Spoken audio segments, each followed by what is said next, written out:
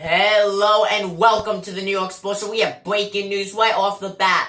New York Jets, Leonard Williams, he is out. They trade him to guess who? Out of all the teams that you could trade him to.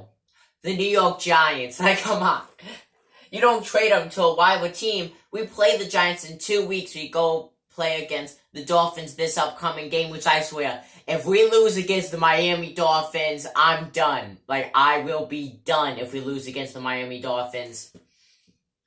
So, I guess it is now official. The New York Jets are, they've kind of been in rebuilding mode, but really, it's now official. They have now traded Williams, and still on the trade block is Robbie Anderson, which so far, the Philadelphia Eagles and the Oakland Raiders have expressed a lot of interest into the wide receiver.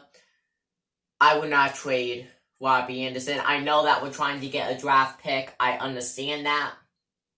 But I feel like Anderson, that he would be able to lead to the Jets into a better future.